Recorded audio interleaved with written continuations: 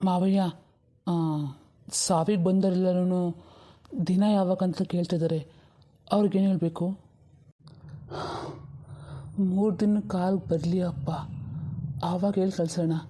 ಇವಾಗೇ ಯಾರು ಏನು ಹೇಳೋದಿಲ್ವಲ್ಲ, ಯಾರು ಕೇಳೋದು ನಿಂಗದು? ಗೊತ್ತಿಲ್ಲ ಮಾವ, ಅವರು ಪಕ್ಕದ್ರವ್ರು ಇರ್ಬೋದು ಅನಿಸುತ್ತೆ, ಅವ್ರು ಕೇಳ್ತಿದ್ರು. ಹಾಂ, ಕೇಳೋರು ಕೇಳ್ತಾರೆ, ಹೋಗಲಿ ಬಿಡಪ್ಪ. ಇವತ್ತೇನು ಅಮಾವಾಸ್ಯೆ ಇತ್ತಂತಲ್ಲ, ಅದಕ್ಕೆ ನೀನೇನು ಎಲ್ಲ ಕಾರ್ಯ ಆತ್ರವಾಗಿ ಆಗೋಯ್ತಲ್ಲ, ಅದಕ್ಕೆ ಜನ ಗೊತ್ತಿಲ್ಲದೆ ಕೇಳಿರ್ಬೋದೇನೋ. ಹೋಗಲಿ ಬಿಡು. ಯಾಕೆ ಮಾವ, ಅಮಾವಾಸ್ಯೆ ಇದ್ದರೆ ಮಣ್ಣು ಮಾಡಬಾರ್ದಂತ? ಈ ಊರಿನ ಜನ ಇದ್ದಾರಲ್ಲಪ್ಪ, ಏನಾದೊಂದು ಹೇಳ್ತಾ ಇರ್ತಾರೆ. ಏನು ಮಾಡೋಕ್ಕಾಗುತ್ತೆ, ಅವ್ರಿಗೆ ಎದುರು ಮಾತ್ರಕ್ಕಾಗಲ್ವಲ್ಲ, ಅದಕ್ಕೆ ಏನಾದರೂ ಮಾಡಲಿ ಅಂತ ನಾವೆಲ್ಲ ಸುಮ್ಮನೆ ಇದ್ಬಿಟ್ರಿ. ಅಲ್ಲ ಮಾವ, ಅಪ್ಪ ಚೆನ್ನಾಗೇ ಇದ್ರಲ್ಲ, ಇದ್ದಕ್ಕಿದ್ದಂಗೆ ಹಿಂಗೆಲ್ಲ ಆಗೋಯ್ತಲ್ಲ ಮಾವ, ಇದಕ್ಕೇನಾದರೂ ಕಾರಣ ಇರ್ಬೋದಾ? ಏನಪ್ಪ, ಏನು ಕಾರಣ ಇರುತ್ತೆ ಅಂತ ಅನ್ಕೋತಿದ್ದೆ ಹೇಳಿ ನೀನು? ಸಾವಿಗೊಂದು ಕಾರಣ ಬೇಕು ಅಷ್ಟೇ. ಅವನ ಆಯಸ್ಸು ಮುಗ್ದಿತ್ತು, ಅವನು ಹೋದ. ಸದ್ಯಕ್ಕೆ ಅಷ್ಟು ಮಾತ್ರ ಹೇಳೋಕ್ಕಾಗುತ್ತಪ್ಪ. ಅದನ್ನೇ ಬಿಟ್ಟರೆ ಬೇರೆ ಯಾವ ಕಾರಣ ಕೊಡಲಿ ನಿನಗೆ ಹೇಳು? ನಮ್ಮ ಮನೆ ಮಾಡ್ದಂಗಿಂದ್ಲು ಮಾವ ಯಾವಾಗೂ ಹೇಳ್ತಾಯಿದ್ರು, ನಾನು ಬಂದು ದೊಡ್ಡ ಮಗಳ ಮನೆಯಲ್ಲಿ ಒಂದು 6 ತಿಂಗಳು ಇದ್ಬಿಟ್ಟು ನೆಮ್ಮದಿಯಾಗಿರ್ತೀನಿ ಅಂತ. ಆದರೆ ಪಾಪ ಆ ಆಸೆ ಮುಗಿದಂಗೆ ಹೊಂಟೋಗ್ಬಿಟ್ರು ನಮ್ಮ ಮಾವ. ನನಗಂತೂ ಮಾವನ ಜೊತೆಯಲ್ಲಿ ಯಾವಾಗ ಮಾತಾಡೋಂಥ ನೆನಪೇ ಇಲ್ಲ. ನಾನು ಮಾವ ಹುಷಾರಿಲ್ದಿರುವಾಗ ಎಷ್ಟೋ ಸರಿ ಬಂದು ಹೋಗಿದ್ದೆ, ಆದರೆ ಒಂದು ಸಾರಿ ಕೂಡ ಮಾವ ಹತ್ರ ಒಂದು ಮಾತೂ ಆಡಿರಲಿಲ್ಲ. ಮಾವ, ಅದು ಅಪ್ಪನಿಗೆ ತೀರಾ ಹುಷಾರಿಲ್ಲದೆ ಆಗಿತ್ತಲ್ಲ, ಯಾವ ಕಾರಣಕ್ಕೆ? ಆವಾಗ ಅಮ್ಮ ಮತ್ತು ಮನೋಜ ಹೇಳಿದ ಕಾರಣಕ್ಕೆ ನನಗೆ ಅನಿಸ್ತಿಲ್ಲ. ಅಲ್ಲ, ಒಂದು ಗಾಡಿ ಕೂತಿದ್ದಕ್ಕೆ ಅಪ್ಪ ಜೀವ ಕಳ್ಕೊತಾರ ಮಾವ? ಇದು ಸಾಧ್ಯನಾ ಮಾವ? ಹಾಂ, ಅಂದರೆ ನಿನಗೆ ವಿಷಯ ಏನೋ ಗೊತ್ತಿಲ್ಲ ಅಂತಾಯಿತು. ವಿಷಯ? ಯಾವ ವಿಷಯ ಮಾವ? ನನಗೇನು ಗೊತ್ತಿಲ್ಲ. ಇತ್ತೀಚೆಗೆ ನಮ್ಮ ಮನೆಯಲ್ಲಿ ನನ್ನ ಹತ್ರನೇ ಎಷ್ಟೋ ಗುಟ್ಟು ವ್ಯವಹಾರ ನಡೀತಾ ಇದೆ. ನನಗಿವಾಗ ಯಾರು ಏನು ಹೇಳಲ್ಲ ಮಾವ, ಎಲ್ಲ ಅವ್ರಿಗಿಷ್ಟ ಹೇಗೆ ಬರುತ್ತೋ ಹಾಗೆ ಮಾಡ್ತಾಯಿದ್ದಾರೆ. ನಾನು ಇಷ್ಟಕ್ಕೂ ಈ ಮನೇಲಿ ಹುಟ್ಟಿದ್ದೀನಿ ಅನ್ನೋದೇ ಮರ್ತೋಗಿದ್ದಾರೆ ಕೆಲವರು. ಯಾಕಣ್ಣ ಹಂಗೆ ಮಾತಾಡ್ತೀಯಾ? ನಿನ್ನತ್ರ ವಿಷಯ ಬಚ್ಚಿಟ್ಟು ನಾವೇನು ಮಾಡೋದಾಗಿದೆ ಹೇಳು? ಏನು ವಿಷಯ ಬಚ್ಚಿಡಿಲ್ಲ, ಎಲ್ಲ ನಿಂಗೆ ಗೊತ್ತಿರೋದೇ ಅಣ್ಣ. ಯಾಕೆ ನಿನಗೆ ನಿಧಿ ವಿಷಯ ಗೊತ್ತಿಲ್ವಾ? ಅದೇ ಕಾರಣನೇ ಅಪ್ಪ ನಮ್ಮನ್ನೆಲ್ಲ ಬಿಟ್ಟೋಗೋದಕ್ಕೆ. ಏನು ಮಾವ, ಇವನು ಹೀಗಂತವನೇ? ನಿಧಿ ಕಾರಣನಾ? ಅಲ್ಲ, ಅದಕ್ಕೂ ಇದಕ್ಕೂ ಏನು ಸಂಬಂಧ ಇದೆ? ಅದು ಏನಾಯ್ತಂದರೆ, ಏನು ಮಾವ ನೀವು ಹೇಳ್ತಿರೋದು? ಇಷ್ಟೆಲ್ಲ ಆಯಿತಾ? ಆ ನಿಧಿ ಸಿಕ್ಕಿರೋ ಕಾರಣ ಅಪ್ಪ? ಅಯ್ಯಯ್ಯೋ, ಇದೆಲ್ಲ ನಂಬಕ್ಕಾಗ್ತಾಯಿಲ್ಲ ಮಾವ. ಇದೆಲ್ಲ ನಿಜನಾ? ಹೌದು ಅಣ್ಣ, ಮಾವ ಹೇಳ್ತಿರೋದು ನಿಜಾನೇ. ಇದೆಲ್ಲ ಅಪ್ಪ ಸಾಯಕ್ಕೆ ಮೊದಲು ನಮ್ಮೆಲ್ಲರಿಗೂ ಹೇಳಿದರು. ಹಾಗಾದರೆ ಅಪ್ಪ ನನಗೂ ಏನಾದರೂ ಹೇಳಿರ್ಬೋದಾ? ಹೇಳಿ, ಯಾರಾದರೂ ಹೇಳಿ. ಅಪ್ಪ ನಂಗೆ ಏನಾದರೂ ಹೇಳೋಕೆ ಹೇಳಿದಾರಾ? ಅಮ್ಮ ಮಾತಾಡಮ್ಮ, ಏನಾದರೂ ಹೇಳಿದ್ರ ಅಪ್ಪ? ಹೇಳು. ಏನಪ್ಪ, ಏನು ಹೇಳ್ತಾರೆ? ನಿಮ್ಮಪ್ಪ ಯಾರಿಗೇನೂ ಹೇಳಿಲ್ಲ. ಆ ನಿಧಿ ವಿಷಯ ಬಂದುಬಿಟ್ಟು ಇನ್ನೇನೂ ಹೇಳಲಿಲ್ಲ.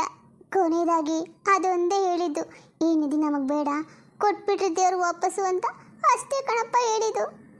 ಅಲ್ಲ ಅಮ್ಮ, ನಿಧಿ ಸಿಕ್ಕಿ ಇಷ್ಟು ದಿನ ಆಯ್ತಲ್ಲ, ನನ್ನ ಹತ್ರ ಒಂದೇ ಒಂದು ಮಾತು ಹೇಳಿಲ್ವಲ್ಲ? ಯಾಕೆ ನಿನಗೆ ನನ್ನ ನೆನಪು ಹಾಗೇ ಇಲ್ವಾ? ಅಥವಾ ಆ ನಿಧಿ ನನಗೆ ಸಿಗಬಾರ್ದು ಅಂತ ಏನಾದರೂ ಯಾರಾದರೂ ಹೇಳಿಕೊಟ್ರಾ? ಯಾಕೆಂದರೆ ಇತ್ತೀಚೆಗೆ ಈ ಮಣ್ಣಲ್ಲಿ ಏನೇ ನಡೆದ್ರೂ ನನಗೆ ವಿಷಯ ಗೊತ್ತಾಗ್ತಾನೇ ಇಲ್ಲ. ಯಾಕೆಂದರೆ ನಾನು ಬರೀ ಮನೆ ಬಿಟ್ಟು ಹೋಗಿದ್ದೀನಿ ಅಂತ ಅಂದ್ಕೊಂಡಿದ್ದೆ, ಆದರೆ ನಿಮ್ಮ ಮನಸ್ಸನ್ನ ಎಲ್ಲರೂ ಬಿಟ್ಟು ಹೋಗಿದ್ದೀನಿ ಅಂತ ನನಗೆ ಇವಾಗಲೇ ಅರ್ಥ ಆಗ್ತಾಯಿದೆ. ಮಗನೇ, ಯಾಕಪ್ಪ ಹೀಗೆಲ್ಲ ಮಾತಾಡ್ತೀಯಾ? ನಿಮ್ಮಪ್ಪ ಹೋಗಿರೋ ನೋವೇ ನಮ್ಮ ಕೈಲಿ ತಡೆಯೋಕ್ಕಾಗ್ತಾ ಇಲ್ಲ, ಅದರಲ್ಲಿ ಹೀಗೆ ಚುಚ್ಚಿ ಮಾತಾಡ್ತೀಯಲ್ಲ, ಸರಿನಾ? ಹೇಳು, ಇದ್ದಿಂಗೆ ಒಪ್ಪಿಗೆ ಆಗ್ತಿದೆಯಾ ಮಗನೇ? ಅಮ್ಮ, ನನ್ನ ಮಾತು ನನಗೆ ಎಷ್ಟು ನೋವಾಗ್ತಿದೆ ನನಗೆ ಗೊತ್ತಿಲ್ಲ, ಆದರೆ ನಿಮ್ಮೆಲ್ಲ ನಡವಳಿಕೆಯಿಂದ ನನಗೆ ಇನ್ನೂ ನೋವಾಗ್ತಾಯಿದೆ ಅಮ್ಮ. ಅದನ್ನು ನಾನು ಯಾರಿಗೆ ಹೇಳ್ಕೊಳ್ಬೇಕು ಹೇಳು? ನಾನು ನಿಮ್ಮೆಲ್ಲರಿಂದ ದೂರ ಹೋಗಿ ಒಂದೊಂದು ರೂಪಾಯಿನೂ ಕಷ್ಟಪಟ್ಟು ದುಡ್ಡು ಎಷ್ಟು ಕಷ್ಟಪಡ್ತೀನಿ ಅಂತ ನನಗೆ ಮಾತ್ರ ಗೊತ್ತು. ಮೊನ್ನೆ ಬಂದು ಸಹಾಯ ಮಾಡಿ ಅಂತ ಕೇಳಿದ್ರೆ ಯಾರಾದರೂ ಸಹಾಯ ಮಾಡಿದ್ರಾ? ಯಾಕೆ ನಾನು ಈ ಮನೆ ಮಗನೇ ಅಲ್ವಾ? ನನಗಿದ್ರಲ್ಲಿ ಏನು ಹಕ್ಕೇ ಇಲ್ವಾ? ನೋಡಪ್ಪ ಪ್ರಸಾದು, ಇವಾಗ ಅದ್ರ ಬಗ್ಗೆ ಮಾತಾಡೋ ಸಮಯ ಅಲ್ಲಪ್ಪ. ಮನೆ ಪರಿಸ್ಥಿತಿ ಹೇಗಿದೆ ನೋಡು.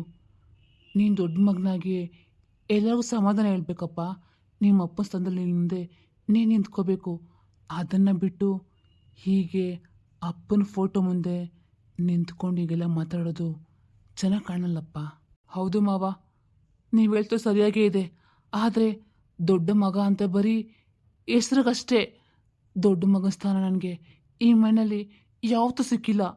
ಅಣ್ಣ, ಯಾಕೆ ಹೀಗೆ ಮಾತಾಡ್ತಾ ಇದೆಯಾ? ಅಂಥದ್ದು ನಿಂಗೆ ಏನಾಯಿತು ನೋಡು. ನೀನು ಇನ್ನು ಮುಂದೆ ಎಲ್ಲೂ ಹೋಗಬೇಡಿ. ನೀನು ಮಾತಾಡ್ತಿಗೆ ಇಲ್ಲೇ ಇರ್ರಿ ನಮ್ಮ ಜೊತೆಗೆ. ಯಾಕೆಂದರೆ ಇವಾಗ ಅಪ್ಪ ಇಲ್ಲ, ಹಾಗಾಗಿ ಅಪ್ಪನ ಸ್ಥಾನದಲ್ಲಿ ನೀನು ನಿಂತ್ಕೋಣ. ಯಾಕೆ? ಇರೋ ಬರೋ ದುಡ್ಡೆಲ್ಲನೂ ನುಂಗಿ ನೀರು ಕುಡ್ದಾಯ್ತಲ್ಲ, ಅದಕ್ಕೆ ನಾನು ಇಲ್ಲೇ ಇದ್ದು ಸಂಪಾದನೆ ಮಾಡಿ ಕೊಡ್ಬೇಕಾ ನಿನಗೆ? ಹೇಳು. ಅಣ್ಣ, ನೀನೇನು ಮಾತಾಡ್ತಾ ಇದೆಯಾ? ಆಸ್ತಿ ಪಾಸ್ತಿನ ನಾನು ಏನು ಮಾತಾಡ್ತಾ ಇದೆಯಣ್ಣ? ನಾನು ಇದರಲ್ಲಿ ಏನೂ ತಪ್ಪು ಮಾಡಿಲ್ಲ. ನಾನು ಸಾಕು, ನಾಟಕ ಆಡಬೇಡ. ನನಗೆಲ್ಲ ವಿಷಯ ಗೊತ್ತಿದೆ. ನೀನೇನೇನು ಮಾಡಿದೆ, ಏನು ಮಾಡ್ತಾಯಿದ್ದೆ ಅಂತ ಎಲ್ಲ ಗೊತ್ತು. ರೀ ಸುಮ್ಮನಿರ್ರಿ, ಇದೇನ್ರಿ ಮಾಡ್ತಿರೋದು ನೀವು? ಸಿರಿ, ನೀನು ಸುಮ್ಮನಿದ್ಬಿಡು. ಇದ್ರಲ್ಲಿ ನಿನ್ನ ತಲೆ ಹಾಕ್ಬೇಡ. ಇದು ಅಣ್ಣ ತಮ್ಮದ ಜಗಳ. ಇವಾಗ ಹೇಳು, ಎಲ್ಲರ ಮುಂದೆ ಒಪ್ಕೋ. ದುಡ್ಡು ಯಾರಿಗೆ ಕೊಟ್ಟೆ? ಯಾವ ದುಡ್ಡು ಅಣ್ಣ? ನೀನು ಯಾವ ದುಡ್ಡಿನ ಬಗ್ಗೆ ಮಾತಾಡ್ತಾ ಇದೆಯಾ? ನನಗೇನು ಗೊತ್ತಿಲ್ಲ. ಆವತ್ತು ಅಮ್ಮ ಹತ್ರ ತೊಗೊಂಡೋದಿಯಲ್ಲ 30,000 ರೂಪಾಯಿ, ಅದು ಏನು ಮಾಡಿದೆ?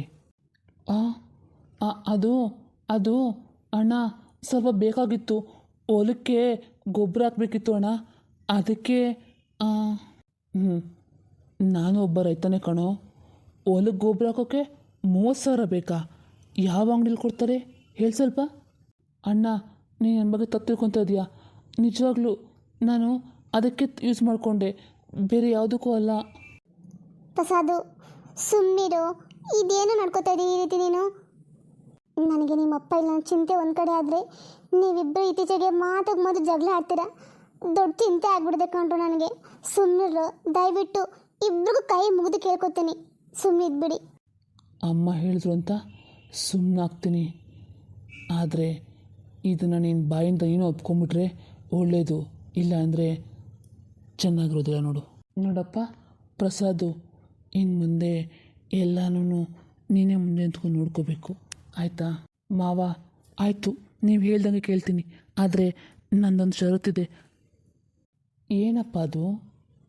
ಅದೇನು ಅಂದರೆ, ಅಪ್ಪಂದು ಕಾರ್ಯ ಎಲ್ಲ ಮುಗಿದ್ಮೇಲೆ ಈ ಆಸ್ತಿಲಿ ನನಗೆ ನನ್ನ ಪಾಲು ನನಗೆ ಬೇಕು. ಇದೇನಪ್ಪ ಪ್ರಸಾದು, ನೀನು ಯಾಕಪ್ಪ ಹೀಗೆ ಮಾತಾಡ್ತಾ ಇದೆಯಾ?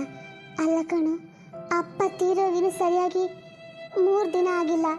ಈಗಲೇ ಹಣ ಆಸ್ತಿ ಭಾಗ ಅಂತ ಅಂದರೆ ಊರಿನ ಜನ ನಮ್ಮ ಮನೆತನದ ಬಗ್ಗೆ ಈಗ ಮಾತಾಡಬಾರ್ದು. ಯೋಚನೆ ಮಾಡಿದ್ಯಾ? ಅತ್ತೆ, ನಾನು ಎಲ್ಲದ್ರ ಬಗ್ಗೆ ಯೋಚನೆ ಮಾಡಿನೇ ಈ ತೀರ್ಮಾನ ತೊಗೊಂಡಿರೋದು. ಯಾಕೆಂದರೆ ಕೆಲವೊಂದು ವಿಷಯ ನಂಗೆ ಗೊತ್ತಾಗಿದೆ. ಹಾಗಾಗಿ ಹೀಗೆ ಬಿಟ್ಟರೆ ಇರೋಬ್ಬರ ಆಸ್ತಿನೂ ನನ್ನ ಕೈ ಬಿಟ್ಟು ಹೋಗುತ್ತೆ. ನಾಳೆ ದಿನ ನನಗೂ ಹೆಂಡತಿ ಮಕ್ಕಳೆಲ್ಲ ಇದ್ದಾರೆ. ಹಾಗಾಗಿ ನನ್ನ ಜೋಪಾನದಲ್ಲಿ ನಾನು ಇರಬೇಕಲ್ವಾ? ಅದಕ್ಕೆ ಕೇಳ್ತೀನಿ. ಮಾವ, ದಯವಿಟ್ಟು ತಪ್ಪು ತಿಳ್ಕೊಂಡ್ರೂ ಪರವಾಗಿಲ್ಲ, ನನ್ನ ಆಸ್ತಿಲಿ ನನ್ನ ಭಾಗ ನನಗೆ ಬೇಕು ಮಾವ. ರೀ, ನೋಡಿದ್ರ ರೀ, ನಿಮ್ಮ ಕಣ್ಣು ಮುಂದೆನೇ ನಿಮ್ಮ ಮಕ್ಕಳು ಯಾವ ರೀತಿ ಜಗಳ ಮಾಡ್ತಾಯಿದ್ದಾರೆ ಅಂತ. ಬಾಯ್ ಬಿಟ್ಟು ಮಾತಾಡ್ರಿ, ಹೀಗೆಲ್ಲ ಮಾತಾಡ್ಬಿಡ್ರಪ್ಪ ಅಂತ ಒಂದೇ ಒಂದು ಸರಿ ಅವ್ರಿಗೆ ಹೇಳ್ರಿ. ಅವರಿಬ್ರು ನಿಮ್ಮ ಮಾತನ್ನು ಕೇಳ್ತಾರೆ ರೀ. ಮಾತಾಡ್ರಿ. ಹುಟ್ಟ ಹುಟ್ಟ ಅಂತಮ್ಮಂದರು ಬೆಳೀತಾ ದಾಯಾದಿಗಳು ಅನ್ನೋ ಗಾದೆ ಮಾತನ್ನ ನಮ್ಮ ಮಕ್ಕಳೇ ನಿಜ ಮಾಡಿಬಿಟ್ರಲ್ರಿ. ನನ್ನ ಮೈನಲ್ಲಿ ಒಂದಲ್ಲ ಒಂದಿನ ಈ ರೀತಿಯಾಗಿ ಪರಿಸ್ಥಿತಿ ಬರುತ್ತೆ ಅಂತ ನಾನು ಖಂಡಿತ ಅಂದ್ಕೊಂಡಿರಲಿಲ್ಲ ರೀ. ಈ ಕ್ಷಣ ಅನಿಸ್ತಿದೆ ನಾನು ನಿಮ್ಮ ಜೊತೆಗೆ ಬಂದಬೇಕಾಗಿತ್ತು ಅಂತ. ಹಾಗಾಗಿದ್ರೆ ಈ ಕರ್ಮನ ನನ್ನ ಕಣ್ಣಲ್ಲಿ ನೋಡು ತಪ್ಪಾಯ್ತಲ್ವಾ? ಕಮಲು, ಏನು ಮಾತು ಅಂತ ಆಡ್ತೀಯಮ್ಮ, ಸುಮ್ಮಿರು. ಮನುಷ್ಯ ಆಸೆ ಪಟ್ಟಂಗೆಲ್ಲ ಹೊರ್ಟೋಗಂಗಿದ್ದಿದ್ರೆ ಪಾಪಿಗಳಿಗೆಲ್ಲನೂ ಇಲ್ಲಿ ಜಾಗ ಇರ್ತಿರ್ಲಿಲ್ಲಮ್ಮ. ಮಾವ, ನೀವು ನನ್ನನ್ನು ಪಾಪಿ ಅಂತಿದ್ದೀರ ಮಾವ? ಅಯ್ಯಯ್ಯೋ, ನಿನಗಲ್ಲಪ್ಪ ಅಂದಿದ್ದು ನಾನು. ಲೋಕ ರೂಢಿ ಮಾತಂದೆ ಅಷ್ಟೇ. ಪರವಾಗಿಲ್ಲ ಮಾವ, ನನ್ನ ಬಗ್ಗೆ ಯಾರು ಏನು ಅಂದ್ಕೊಂಡು ಚಿಂತೆ ಇಲ್ಲ. ನೋಡು ಮಗ ಎಂಥವನು ಅಂತ ಅಂದ್ಕೊಂಡು ಚಿಂತೆ ಇಲ್ಲ. ನಾನು ಹಿಡ್ದಾಟ ಯಾವತ್ತಿಗೂ ಬಿಡೋದಿಲ್ಲ. ಸರಿ ಅಣ್ಣ, ನೀನು ಕೇಳ್ದಂಗೆ ನೀನು ಇಷ್ಟಪಟ್ಟಂಗೆ ನಿನ್ನ ಪಾಲು ನಿಂಗೆ ಸಿಗುತ್ತೆ. ನೀನು ಯಾರು ನನ್ನ ಪಾಲು ನನಗೆ ಕೊಡೋದಕ್ಕೆ? ಹಾಂ, ಇದೇನು ನೀನು ದುಡ್ಡ ಅಲ್ಲ ತಾನೇ? ನಮ್ಮಪ್ಪ ನಮ್ಮ ತಾತಂದರು ಕಷ್ಟಪಟ್ಟು ಬೆವರು ಸುರಿಸಿ ಸಂಪಾದನೆ ಮಾಡಿರೋ ಆಸ್ತಿ. ಇದನ್ನು ಈ ರೀತಿಯಾಗಿ ಬೇಗ ಬಿಟ್ಟು ಖರ್ಚು ಮಾಡ್ತೀಯಲ್ಲ, ನಿನಗೇನು ಅನ್ಸೋದೇ ಇಲ್ವಾ? ಮನೋಜ, ಅದೇನೋ ದೊಡ್ಡ ಮಾವ ಆವಾಗಿಂದ ನಿನಗೇನೋ ಕೇಳ್ತಾ ಇದಾರಲ್ಲ, ಅದಕ್ಕೆ ಉತ್ತರನೇ ಕೊಡ್ತಲ್ಲ ನೀನು. ನಿನ್ನ ದುಡ್ಡನ್ನ ಬೇಗ ಬಿಟ್ಟು ಖರ್ಚು ಮಾಡ್ತಿದ್ಯಾ? ಯಾಕೆ? ಇಲ್ಲ ಅಂತ ಹೇಳು. ಮಾವನಿಗೆ ಔಷಧಿಗೆ ಹಾಸ್ಪಿಟ್ಲಿಗೆ ತುಂಬ ದುಡ್ಡು ಖರ್ಚಾಯ್ತಲ್ಲ, ಅದನ್ನೆಲ್ಲ ಬಾಯ್ ಬಿಟ್ಟು ಹೇಳು.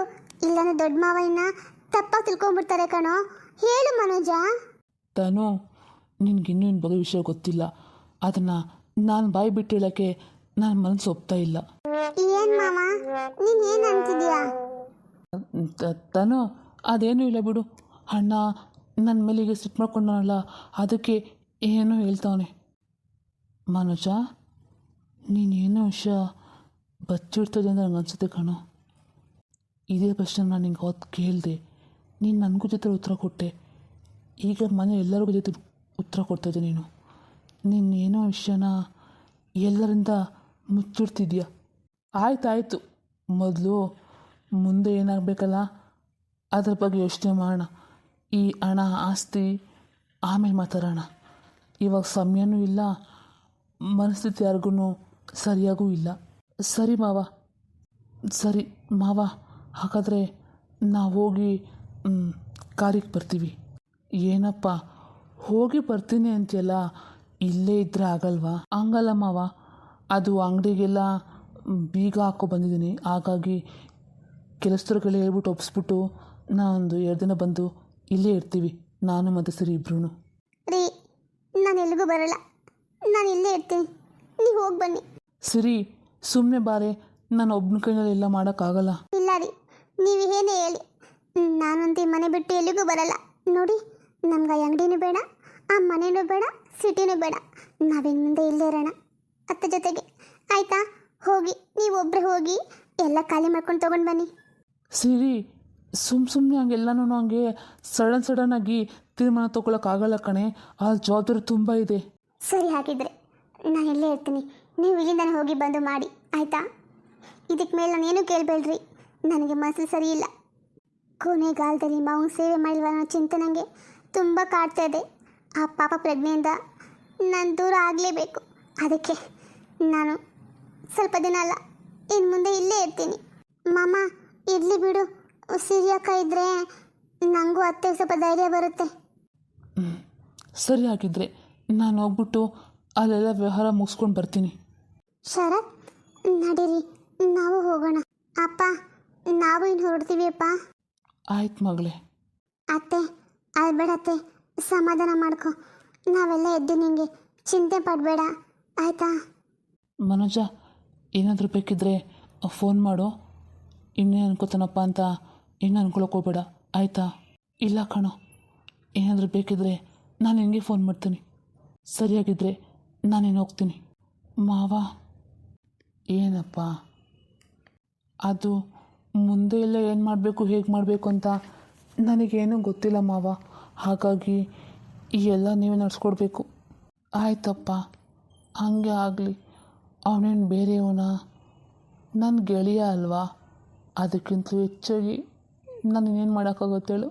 ನನ್ನ ಕೈಲಿ ಎಷ್ಟಾಗುತ್ತೋ ಅಷ್ಟೆಲ್ಲ ಮಾಡ್ತೀನಿ. ಜಾನಕಿ, ಎದ್ದೇಳು, ಅವ್ರಿಗೇನು ಸ್ವಲ್ಪ ಅಡುಗೆ ಅಂದರೆ ಮಾಡಿಕೊಡು. ನೀನು ಹಿಂಗೆ ಕುತ್ಕೊಬಿಟ್ರೆ ನನ್ನ ತಂಗಿ ಕತೆ ಏನಾಗಬೇಕು ಹೇಳು? ಹಾಂ, ಏನ್ರಿ ಮಾತಾಡ್ತೀರಾ? ಈ ಸಮಯದಲ್ಲಿ ಯಾರಿಗೇನೂ ಗಂಟ್ಲಲ್ಲಿ ಇಳಿತಿಲ್ಲ. ನಾನು ಏನು ಮಾಡಲಿ ಹೇಳಿ? ಮನೋಜ, ಬಾಪ, ನಮ್ಗೆ ಆಚೆಗಡೆ ಕೆಲಸ ತುಂಬ ಇದೆ. ಇವ್ರಿಗೆ ಏನು ಹೇಳಿದ್ರು ಸಮಾಧಾನ ಆಗಲ್ಲ. ಬಾ. ಹೆಣ್ಮಕ್ಳು 10 ಕಣ್ಣೀರು ಆಚೆ ಹಾಕ್ಬಿಟ್ಟು ದುಃಖ ತೋರಿಸ್ಕೋತಾರೆ.